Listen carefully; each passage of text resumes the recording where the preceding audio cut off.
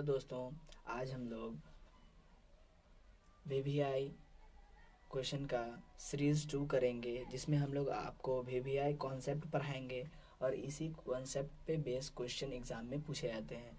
ये series objective का है। हमने सब्जेक्टिव का भी 15 वीडियो डाला है। अगर आपने अभी तक मैथमेटिक्स में कुछ भी नहीं पढ़ा है, अगर आपको बहुत सारी चीज़ें नहीं आती है, बहुत लो हैं आप, तो आप उन 15 क्वेश्चन को देख लें। उनमें से अगर आप बहुत कम भी मतलब करते होंगे तो आप उनमें से 8 प्रश्न एग्ज़ाम में कर सकते हैं। ठीक है, तो अगर आप इस चैनल पे नए हैं तो चैनल को कर ले सब्सक्राइब और बेल आइकन को भी प्रेस कर लें। चलिए हम लोग इस वीडियो को शुरू करते हैं। तो इस वीडियो का हम लोग एक और प्रश्न लेके आए हैं। क्या है? बिंदु -12 -18 का भुज है। तो इस कॉन्सेप्ट पे भी एग्ज़ाम में क्वेश्चन पूछे जाते हैं। तो हम लोगों ने सभी कॉन्सेप्ट को क्या है कि समझा हुआ है, समझेंगे, सभी को समझेंगे। तो हम लोग जानते हैं एक्स को क्या बोलते हैं, भुज बोलते हैं, वाई को क्या बोलते हैं, कोटि बोलते हैं। तो आप इस क्वेश्चन में ध्यान देंगे, पहला मान क्या होता है, एक्स का होता है, दूसरा मान क्या होता है, वाई का होता है। ठीक है, तो एक्स बराबर क्या है, -12 और वाई बराबर क्या है, -18। ओके, तो x का क्या होता है, x भुज होता है, y कोटि होता है। तो क्वेश्चन में अगर आपको भुज पूछे तो ये आंसर देंगे आप, x का जो मान होगा वो। अगर कोटि पूछे तो y का मान। ठीक है, तो इस कॉन्सेप्ट से आप 2 नंबर के क्वेश्चन बना सकते हैं एग्जाम में। इन दोनों को एग्जाम में पूछा जाता है, बट अलग अलग मार्किंग पे रहेगा, मतलब अलग अलग नंबरिंग रहेगा। अगर कोई 88 नंबर क्वेश्चन पे पूछा हुआ है तो कोई को 17 पे। आपको 1 से 100 तक जाना है। आपको पहले 1 से 100 तक के क्वेश्चन को देख लेना है, उसके बाद ही सॉल्व करना है। हम लोग अब अगला प्रश्न को देखेंगे। ये भी एक समझने वाला क्वेश्चन है। एग्जाम में इस क्वेश्चन को भी पूछा जाता है, इस टाइप से ही पूछा जाएगा। यदि थीटा बराबर 90 डिग्री हो, 90 डिग्री, तो sine theta minus cos theta का मान ज्ञात कीजिए। हम लोग इसको क्या करेंगे, समझेंगे। क्या है, थीटा बराबर क्या है, 90 डिग्री। क्वेश्चन क्या है हमारा, क्वेश्चन क्या है, क्वेश्चन है साइन थीटा का मान क्या है, 90, तो लिखेंगे 90, माइनस कॉस है 90 है तो 90। साइन 90 डिग्री का मान कितना होता है, 1। कॉस 90 का मान कितना होता है, 0। तो एक में से 0 हम लोग घटाएंगे तो क्या मिलेगा, 1। अगर आपको मान सारणी से मान नहीं याद होता है तो हमने एक ट्रिक वाला वीडियो डाला हुआ है, और वो फर्जी ट्रिक नहीं है कि अब वो अब पूरा वो कॉन्सेप्ट पे आधारित ट्रिक है। ठीक है, मतलब हमने उसको कॉन्सेप्ट, क्योंकि नॉर्मली ट्रिक याद नहीं होता है किसी को भी। अगर आप कॉन्सेप्ट के आधार पर ट्रिक को याद रखेंगे तो याद रहेगा। तो हमने एक ट्रिक वाला वीडियो डाला हुआ है, तो आप देख लेंगे। आपको ऐसे ही बस आप एंगल और उसका क्या है, त्रिकोणमितीय अनुपात देखेंगे, आपको मान अपने आप ही याद हो जाएगा। हम लोग अब अगला प्रश्न को देख लेते हैं। अगला कॉन्सेप्ट है कि निम्न में सेक 60 डिग्री के बराबर है। आपके सामने 4 ऑप्शन होंगे, बट मुझे ऑप्शन से कोई मतलब नहीं है। सेक 60 डिग्री के बराबर कौन है, तो ऑप्शन में कुछ भी हो सकता है, बट हम लोग इसको क्या करेंगे, समझेंगे। तो सेक 60 डिग्री का जो मान होता है ना, वो कॉसेक 30 डिग्री के मान के बराबर होता है। ठीक है, अगर आपने मान सारणी नहीं देखा है तो वहां से आप 5 से 6 प्रश्न ऑब्जेक्टिव के कर सकेंगे। तो आप मान सारणी को जाके मेरे चैनल के प्लेलिस्ट में जाके आप देख लें, ताकि आप मान सारणी वाले क्वेश्चन को बिल्कुल भी स्किप ना करें, क्योंकि इससे 6 क्वेश्चन पूछे जाते हैं एग्जाम में। ठीक है, तो आप मान सारणी को बिल्कुल स्किप नहीं कर सकते, 6 क्वेश्चन एग्जाम में पूछे ही जाते हैं। तो यहाँ से आप 6 क्वेश्चन का रेवेन्यू जनरेट करते हैं, आप 6 क्वेश्चन एग्जाम में कर पाएंगे। अब हम लोग अगला प्रश्न देखते हैं।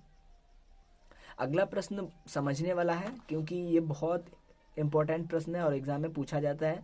समझने वाला क्वेश्चन है कि 6 सेंटीमीटर वाली त्रिज्या वाले वृत्त के केंद्र से 10 सेंटीमीटर की दूरी पर स्थित बिंदु से वृत्त पर स्पर्श रेखा की खींची गई है। तो स्पर्श रेखा की क्या है, हम लोगों को लंबाई ज्ञात करना है। तो हम लोग इसको फिगर के माध्यम से समझेंगे। क्या है, एक कॉन्सेप्ट है, वो बहुत इंपॉर्टेंट कॉन्सेप्ट है। हम लोग इसको फिगर के माध्यम से समझते हैं। तो आप फिगर को अगर देखेंगे तो ये केंद्र है, केंद्र से कितने सेंटीमीटर की दूरी पर स्थित थी बिंदु, 10, तो हमने लिखा 10। ठीक है, और उसकी त्रिज्या कितनी है, वो। तो वहां से जो वृत्त पर स्पर्श रेखा की लंबाई खींची हुई है, इस स्पर्श रेखा की लंबाई हम लोगों को क्या करना है, बताना है। तो हम लोग एक चीज जानते हैं कि त्रिज्या पर क्या है, स्पर्श रेखा लंब होती है। क्या मतलब कि यहाँ पे 90 डिग्री का कोण बन रहा है, तो इसके जस्ट सामने की भुजा ये है, तो ये क्या हो जाएगा, कर्ण हो जाएगा। ठीक है, हम लोग इसको ओ लेते हैं, इसको ए लेते हैं और इसको बी लेते हैं, तो क्या है ओ और ए, ये कर्ण हो गया जो 10 सेंटीमीटर है।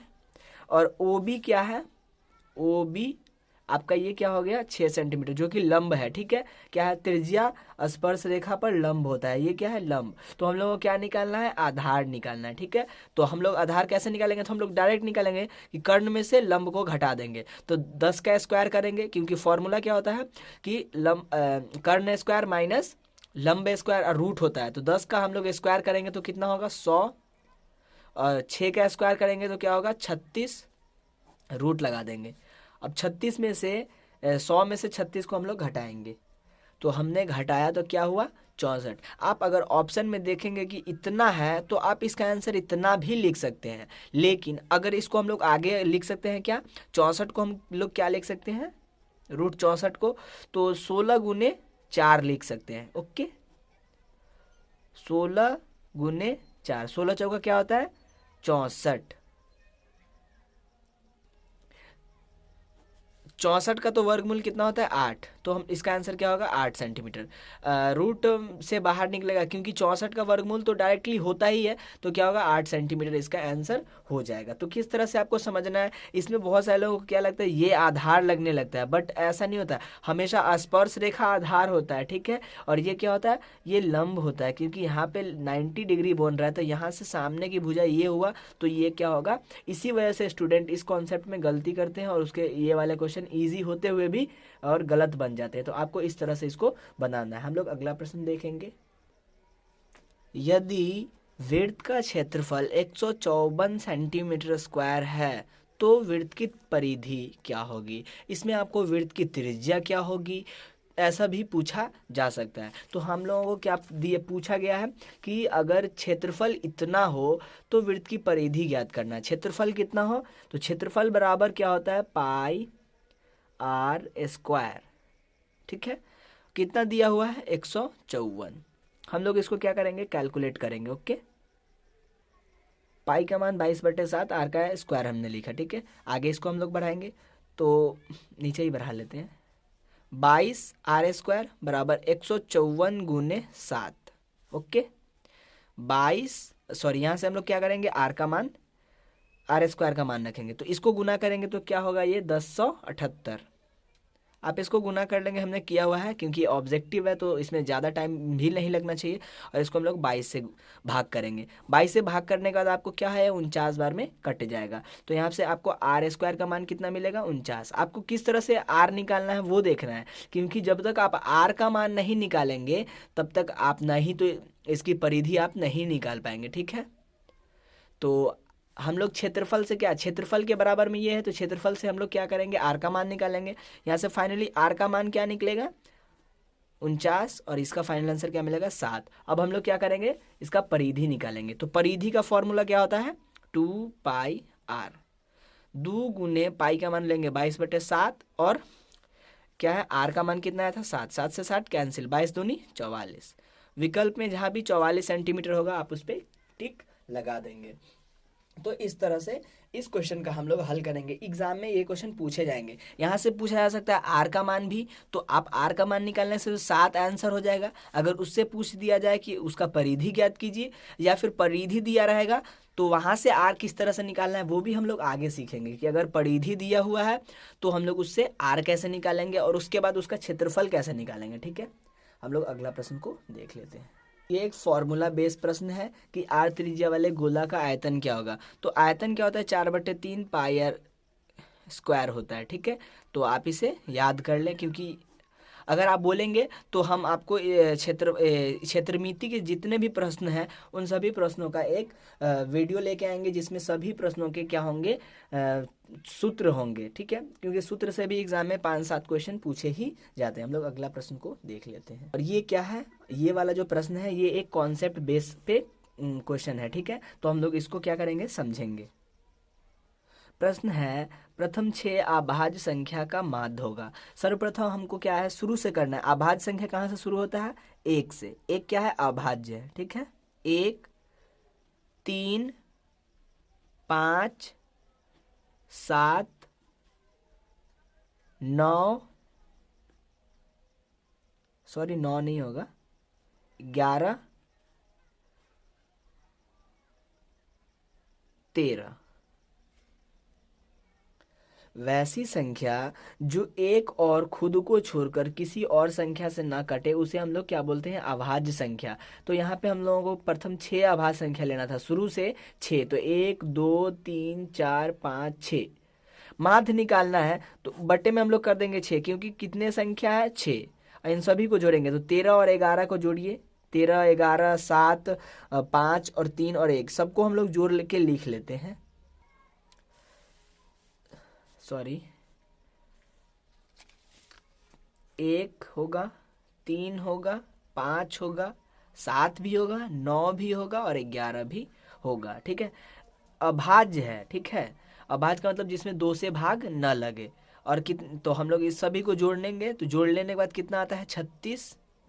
और क्या है, आपको ऐसा कुछ सीक्वेंस दिया रहेगा ना, आप क्या करेंगे सभी को जोड़ लेंगे और जितना संख्या रहेगा उतना ही से भाग दे देंगे। तो 1 और 3 5 7 9 11 इस सबको 11 9 क्या हुआ 20, 20 और 7 27, 27 और 3 30, 5 35 और 1 36। और कितनी संख्या है तो 6, बस हम लोग उसमें क्या करेंगे उतनी संख्या से भाग कर देंगे। तो इसको हम लोग काटेंगे तो इसका आंसर क्या आएगा 6।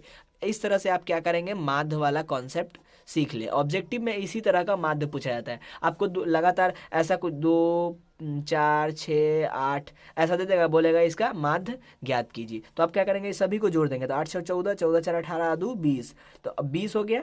और संख्या कितनी है 1 2 3 4, बस 4 से इसमें क्या करना है भाग कर देना है। फाइनल आंसर क्या मिला 4 5। इसी तरह से आपको माध्य वाले क्वेश्चन को बनाना है। मतलब अगर एग्जाम में 2 और 3 दे दिया तो हम लोग क्या करेंगे 2 और 3 क्या हुआ 5, और बट्टे में क्या रखेंगे 2 और 3 5, 2 संख्या कितनी है 2, 1 और 2 तो 2, तो क्या होगा 2.5 या फिर 5/2। इस तरह से माध्य वाले कॉन्सेप्ट को हम लोग क्लियर करते हैं। तो अब हम लोग अगले कॉन्सेप्ट को देखते हैं। क्या है 0, -4, -8, -12 का सार्व अंतर क्या होगा। अगर ये एपी में है तो हम लोग इसका सार्व अंतर कैसे ज्ञात करेंगे वो देखते हैं। तो ये क्या है, इसको हम लोग बोलते हैं A1, पहला पद को A1, दूसरा पद को A2, तीसरा पद को A3, चौथा पद को A4। हम लोग किसी भी पहले वाले पद में दूसरे वाले पद में से पहले वाले पद को घटाएंगे तो AP निकल जाएगा। यानी ये A1 है और ये A2 है, A3 है, A4 है। ठीक है, तो हम लोग किसी A2 में से A1 घटा लें, या फिर A3 में से A2 घटा लें, या फिर A4 में से A3 घटा लें।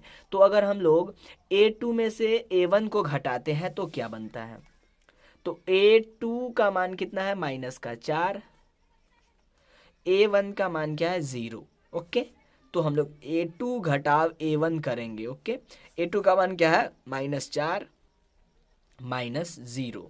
ठीक है, तो -4 में से -0 घटेगा तो कितना आंसर आएगा -4 ही आएगा। हम लोग आगे भी चेक कर लेते हैं। ठीक है, A3 में से A2 घटाते हैं तो A3 का मान कितना है -8, और घटाएंगे कितना -4, तो इसका आंसर क्या आएगा -4 और -8 और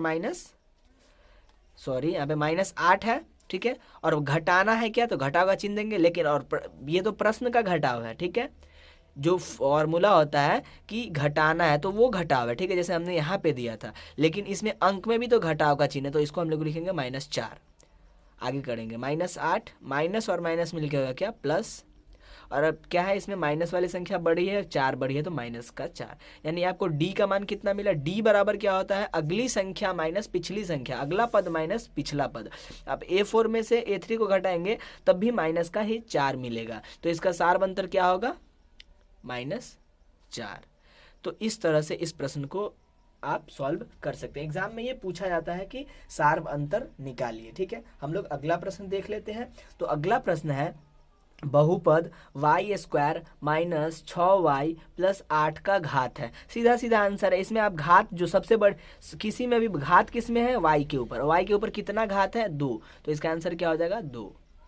अगर 5 घात होता तो 5, 6 घात होता तो 6, 2 घात है तो 2, अगर कुछ नहीं होता तो घात 1 होता। तो इस तरह से आप इस क्वेश्चन को भी एग्जाम में कर सकते हैं। हम लोग इस वीडियो का लास्ट प्रश्न देख लेते हैं। प्रश्न है, दो रैखिक समीकरणों के आलेख समांतर रेखा है तो उसका युग्म क्या होगा। मतलब युग्म कहने का मतलब उसके युग्म का हल क्या होगा। तो देखिए, जब समांतर रेखा होता है ना, तो उस कंडीशन में क्या होता है, A1/A2 बराबर होता है B1/B2 के, ठीक है, और बराबर नहीं होता है C1/C2 के। देखिए, जब बराबर नहीं होता है ना, बराबर अगर होता है, पहला A1 B1 A2 B2 जब बराबर होता है तो इसके कोई हल नहीं होता, ठीक है। लेकिन अगर बराबर यहाँ नहीं होता है और यहाँ बराबर होता है तो इसके एक हल होते हैं, ठीक है। लेकिन जब ये तीनों बराबर होता है, जैसे A1/A2 बराबर नहीं B1/B2, तो इसके कितने हल होंगे, एक हल होंगे। लेकिन A1/A2 बराबर हो B1/B2 और बराबर हो C1/C2, तो इसके अनगिनत हल होंगे। मतलब बता नहीं सकते इसके कितने हल होंगे। लेकिन जब ये क्या हो, मतलब इसमें एक कट हो, मतलब A1/A2 B1/B2 के बराबर हो, इसमें कोई हल नहीं होता है इसका, ठीक है, कोई हल नहीं। लेकिन जब ये क्या हो, नहीं हो बराबर और ये बराबर हो, A1/A2 बराबर नहीं हो B1/B2 और बराबर हो C1/C2, तो इस केस में एक हल होता है, ठीक है। तो हमने तीनों चीज़ों को यहाँ पे समझा हुआ है और ये एग्जाम में आपको पूछा जाएगा, तो 3 नंबर आप यहाँ से कलेक्ट कर सकते हैं। ये वीडियो का लास्ट प्रश्न था। अब हम लोग अगले पार्ट में क्या करेंगे, 10 और प्रश्न लेंगे। इस तरह से हम लोग 10 पार्ट करेंगे जिसमें 100 कॉन्सेप्ट रहेंगे, तो आप एग्जाम में बहुत अच्छा कर सकते हैं। अगर आप चैनल पे नए हैं तो चैनल को कर ले सब्सक्राइब, वीडियो पसंद आया तो वीडियो को कर दे लाइक। मिलते हैं अगले वीडियो में, तब तक के लिए धन्यवाद।